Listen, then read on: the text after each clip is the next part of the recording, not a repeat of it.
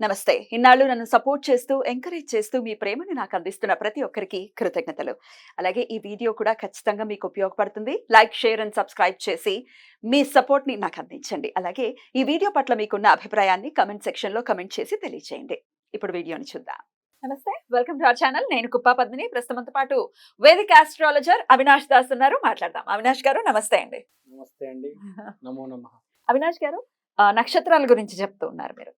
పునర్వసు నక్షత్రం దగ్గర ఉన్నాం. చాలా చాలా అంటే అందరికీ తెలిసినటువంటి విషయమే. శ్రీరామచంద్రమూర్తి యొక్క నక్షత్రం పునర్వసు నక్షత్రం. చాలా అద్భుతమైనటువంటి నక్షత్రం. అయితే మనం యాక్చువల్‌గా ఆర్డర్‌లో వెళ్తున్నప్పటికీ మధ్యలో ఒక 2 నక్షత్రాలు అటు ఇటు అయ్యాయి. అంటే ముందు ఆరుద్ర గురించి చాలా ముందే చెప్పేశారు మీరు. శివుడికి సంబంధించిన అవును. నక్షత్రం. అయితే ఈరోజు చాలా అంటే అంటే కోయిన్సిడెంట్ మృగశిర చెప్పిన వెంటనే ఇప్పుడు పునర్వసు గురించి మాట్లాడుకుంటున్నాం. కరెక్ట్. సీతారాములు ఎప్పటికీ కలిసే కరెక్ట్. ఉంటారు. ఇది ప్రూఫ్. అయ్యా ఇదొక ప్రూఫ్. కలిసే ఉండాలి కూడా. రైట్. మరి పునర్వసు నక్షత్ర జాతకులు ఎలా ఉంటారు? అంటే ఎట్లాంటి పరిహారాలు చేసుకోవాలంటే పునర్వసు నక్షత్రంలో పుట్టినంత మాత్రాన అందరికీ రామచంద్రమూర్తి క్వాలిటీస్ ఉండవు కదా. మరి ఎట్లాంటి పరిహారాలు వీళ్ళు చేసుకుంటూ ఉండాలి ఫర్ ద బెటర్ లైఫ్ అనేది ఒకసారి చెప్తారా? చెప్తామండి తప్పనిసరిగా. శ్రీరామ జయరామ జై జయరామ. పునర్వసు పునర్వసును డివైడ్ చేస్తే పునర్ ప్లస్ వసు. ఫస్ట్ పునర్ గురించి మాట్లాడతాను, తర్వాత వసు గురించి మాట్లాడతాను. పునర్ అంటే మళ్ళీ మళ్ళీ జరగడం, సెకండ్ అటెంప్ట్లో జరగడం. శ్రీరామచంద్రుడు గుడి అయోధ్యలో రెండోసారి సక్సెస్ అయింది, మొదటిసారి సక్సెస్ అవ్వలేదు. కాబట్టి వీళ్ళకి ఏదైనా రెండోసారి సక్సెస్ వస్తుంది, చాలా పెద్ద స్థాయిలో వస్తుంది. అయోధ్య చూశారు కదా, ఏ స్థాయిలో కట్టారు, కొన్ని వేల కోట్లు సంథింగ్. ఐడియా ఉంది కదా మీకు, పేరు కూడా ఎంత వచ్చింది ఆ గుడికి, మామూలు పేరు కాదు అసలు. ఇవాళ 22 జనవరి అంటే అందరికి ఇంపార్టెంట్, ఇప్పుడు అందరికీ గుర్తుంటుంది, ఇంకెప్పటికీ గుర్తుండిపోతుంది, ఎప్పటికీ గుర్తుండిపోతుంది. వచ్చిన తరాలకి ఎన్ని తరాలు వచ్చినా ఆ డేటే. So second attempt. ఇంకోటి ఇప్పుడు సెకండ్ అటెంప్ట్ అన్నాము కాబట్టి పునర్వసు నక్షత్రం మనం కర్కాటకలో పడుతుంది కాబట్టి కొంచెం సాఫ్ట్ ఉంటారు. సాఫ్ట్ అంటే ఐ మీన్ ఎమోషనల్. రాముడు కొంచెం ఎమోషనల్ పర్సన్, అందరిలాగా మెటీరియలిస్టిక్ లేకపోతే స్ట్రైట్ ఫార్వర్డ్ కాదు. కొంచెం ఎమోషనల్, కొంచెం సెన్సిటివిటీ ఉంది మనిషికి. అందుకనే చాలా గొప్పవాడు అతను. మనుషుల్లాగా ఏది పడుతుంది మాట్లాడడం, కొంచెం ఆలోచించి మాట్లాడతారు మనిషి. ఏదైనా మాట్లాడితే నమ్మో రాముడు మాట్లాడటం చూడాలి అసలు రామాయణంలో. ఎవరిని హట్ చేయడు. వీళ్ళు అలాగే ఉంటారా? వీళ్ళు అలాగే ఉండాలి, ఉండకపోతే ఉండాలి. అలా ఉంటేనే కలిసి వస్తుంది జీవితంలో. ఉండకపోతే ఒకవేళ హర్టింగ్, మరి రకరకాల చాట్స్, రకరకాల గ్రహస్థితులు మార్పుల వల్ల అందరూ సౌమ్యంగా ఉండరు కదా. పునర్వసులో ఉన్న వాళ్ళు కొంతమంది తెలిసిన వాళ్ళు ఉన్నారు, చాలా రఫ్ అండ్ టఫ్ ఉంటారు. ఒకవేళ అట్లా రఫ్ అండ్ టఫ్ గా మాట్లాడితే గురు డ్యామేజ్ అవుతుంది. గురు నక్షత్రము ప్లస్ గురువే రాముడు కాబట్టి గురు డ్యామేజ్ అయితే మీకు తెలుసు, ఇంకా జీవితమే డ్యామేజ్ అవుతుంది. గురు డ్యామేజ్ అయితే ఇంకా లైఫ్ చాలా కష్టం అండి. చాలా తక్కువ ఆదాయం ఉంటుంది, ఆదాయం పడిపోతుంది, బాగా కష్టాలు అనుభవించాల్సి వస్తుంది. వాడి శని బాగుంటే అది వేరే పరిస్థితి, కానీ గురువే మెయిన్. సో ఈ నక్షత్రం గురించి చెప్పాలంటే రెండో అటెంప్ట్. ఇంకోటి ఏంటంటే వీళ్ళు పునర్వసు అన్నాం కాబట్టి, వసు అంటే వసతి, ఇల్లు. ఇల్లు కూడా చాలా ఇంపార్టెంట్ రోల్ ప్లే చేస్తుంది రాముడి జీవితంలో.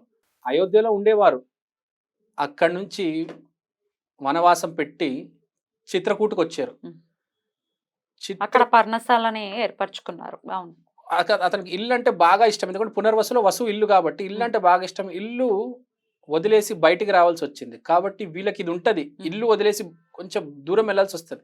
అది జాబ్ పర్పస్ అయినా ఏదైనా వీళ్ళు ఇల్లు వదులుతారు, ఇల్లు వదలాల్సి వస్తుంది. సరే, రాములోరు దేవుడు అయోధ్య వదిలి చిత్రకూటకు వచ్చాడు. చిత్రకూట్ మధ్యప్రదేశ్లో ఉంది. మధ్యప్రదేశ్ దగ్గర అతిపెద్ద వాటర్ ఫాల్ ఇండియాలో చిత్రకూట్.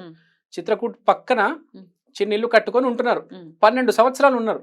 అతను ఏమనుకున్నారు, 12 సంవత్సరాలు ఉన్నాను, ఇంకో 2 సంవత్సరాలు ఉంటే అయిపోతుంది, తిరిగి అయోధ్య వెళ్ళిపోవచ్చు. మళ్ళీ కొన్ని కారణాల వల్ల పంచవటికి వెళ్ళాల్సి వచ్చింది, ఆ ఇల్లు వదిలేయాల్సి వచ్చింది.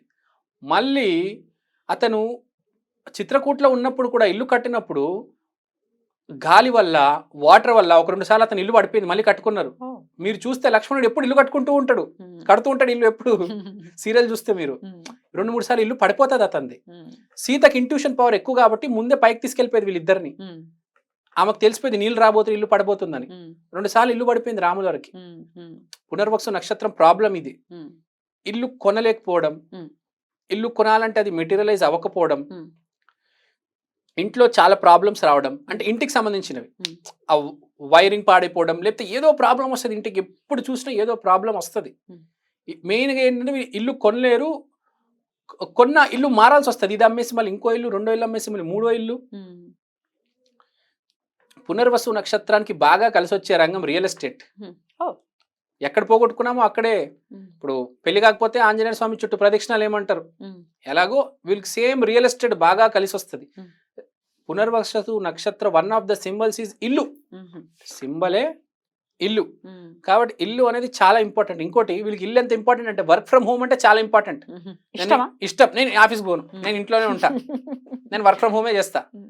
నాకు ఇంకో కంపెనీకి వెళ్తే ఒక 5 లక్షలు ఎక్కువ వస్తాయి, నాకు వద్దు, నేను ఇదే కంపెనీలో ఉంటా, నాకు అలవాటు అయిపోయింది, ఇది ఇల్లులాగా అయిపోయింది, ఈ కంపెనీలోనే ఉంటా, వర్క్ ఫ్రమ్ హోమ్ చేస్తా, కంపెనీ మారనబ్బా నేను.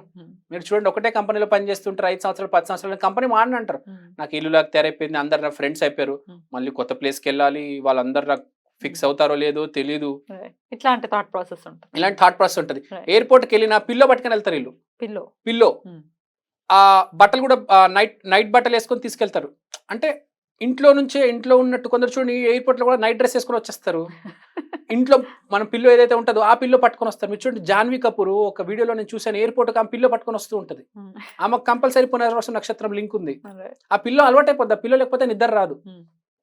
ఇల్లు చాలా ఇంపార్టెంట్. మనుషులు చాలా ఇష్టం, అసలు మనుషులను వదలలేరు. రాముడికి వాళ్ళ నాన్నగారు,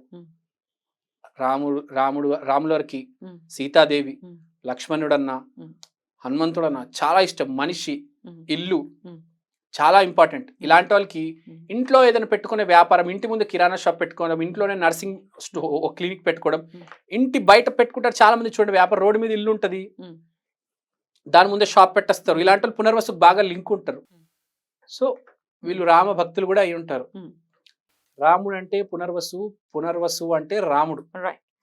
అయితే ఇప్పుడు మీరు రియల్ ఎస్టేట్ అలాగే ఇంటికి సంబంధించి ఏదైతే ఉందో ఇంట్లోనే చేసుకోవటం లాంటివి అయితే పనికొస్తాయి అని అంటున్నారు. అదర్ దాన్ దట్ ఎట్లాంటి ఫీల్డ్స్ వీళ్ళకి కలిసి వస్తాయండి? వీళ్ళకి నేను చెప్పినట్టు ఆ ఇంటికి వాడే ఫీల్డ్స్, ఇంటికి మనం సిమెంట్, ఒక కాంక్రీట్, ఒక వైర్, ఎవరైనా ఇల్లుని డెవలప్మెంట్ చేస్తారు చూడండి, ల్యాండ్ ఉంటుంది, వీడు వెళ్ళి డెవలప్మెంట్ చేసి నీకు సగం నాకు సగం అనుకొని రాసుకుంటారు. ఈ డెవలప్మెంట్ చేయడాలు, ఇంటిని పూర్తి చేయడం, ఇల్లు సగం లాగిపోయింది మాకు పూర్తి చేసి ఇవ్వండి, జస్ట్ వాటర్ వాష్ చేసి సిమెంట్ వేసి వదిలేసి వెళ్ళిపోయారు, మీరు కొంచెం ప్లాస్టరింగ్ వేసి మొత్తం ఫ్యాన్లు పెట్టించి బిగించి ఆ ఇంటీరియర్ డెకరేషన్, ఇంటీరియర్ డెకార్స్, ఇంటికి సంబంధించినవి ఏవైనా ఈ పునర్వసు నక్షత్రం బాగా కలిసి వస్తాయి. ఏ ఫీల్డ్ అయినా వెళ్తే, ఇంటికి సంబంధించిన ఏ ఫీల్డ్ అయినా బాగా వెళ్ళగలుగుతారు. మెయిన్ గా స్ట్రక్చర్ ఏదైతే ఉంటుందో దానికి వీళ్ళు బాగా కాంట్రాక్టర్లు ఇలాంటి వాళ్ళు పునర్వసు నక్షత్రం వాళ్ళే ఉంటారు, వాళ్ళే చేస్తారు కూడా. వీళ్ళు అసలు చేయకూడని పనులు ఏంటండి? వీళ్ళు చేయకూడని పనులు ఏంటంటే, ఇప్పుడు ఫ్రాంక్ గా చెప్పాలంటే, ఇప్పుడు రాములవారు చేయకూడని పని ఏమైనా ఉందంటే, వాళ్ళ ఇంట్లో వాళ్ళు మాటలు. ఇప్పుడు సీతాదేవి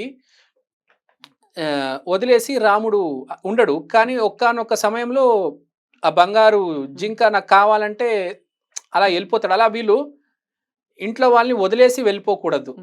వెళ్తే కొంచెం కష్టాలు పాలవుతారు. మీరు చూసారు, రాములవారు కష్టాలు పాలయ్యారు. ఇంట్లో వాళ్ళతో గొడవలు రావచ్చు, ఇంట్లో వాళ్ళతో జాగ్రత్తగా డీల్ చేయండి, భార్యని బాగా చూసుకోండి. అయినా ఇంట్లో వాళ్ళతోనే ప్రాబ్లమ్స్ వస్తాయి. పునర్వసు నక్షత్రానికి బయట వాళ్ళతో ఎప్పుడు ప్రాబ్లమ్స్ రావు, ఇంట్లో వాళ్ళతోనే ప్రాబ్లమ్స్ వస్తాయి. మరి వీటి నుంచి బయటపడాలంటే ఏ ఆరాధన చేసుకోవాలండి? రాములవారి ఆరాధన, దాని మించింది భూమి మీద ఏది లేదు. అది చేసుకోవడం మంచిది. ఇంకోటి వీళ్ళు ఏం చేస్తారంటే, పునర్వసు నక్షత్రం వాళ్ళు వాళ్ళ ఇంట్లో రాములవారు, హనుమంతుడు, సీత, లక్ష్మణుడు, అదొక పెద్ద పరివార్ ఒక అది ఫోటో కాకుండా అది స్టాచ్యూ కూడా వస్తుంది. ఇప్పుడు నేను మొన్న యూట్యూబ్ లో చూసాను, మీరు వ్రతం చేసుకున్నారు, మీ ఇంట్లో ఉంది చూడండి, అలా పెద్ద అది దాన్ని పెట్టుకోవాలి. అది పెట్టుకుంటే చాలా మంచిది. పునర్వసు నక్షత్రం వాళ్ళకి బాగా కలిసి వస్తుంది. సూపర్ జీవితం చాలా బాగా ఎత్తడం వాళ్ళు తప్పనిసరిగా అది చేసుకోవాలి. ఇంట్లో పూజ గదిలో రాముడు వాళ్ళతో ఫ్యామిలీ ఉండాలి. ఎవ్వరికి ఉన్నా లేకపోయినా పునర్వసు మృగశిర కంపల్సరీ. బ్యూటిఫుల్ అండి, చాలా చక్కగా చెప్పారు. పునర్వసు నక్షత్రం గురించి మాట్లాడుకుంటున్నాం కాబట్టి రాముల వారి గురించి పదే పదే వినటం అనేది చాలా ఆనందాన్ని ఇచ్చింది.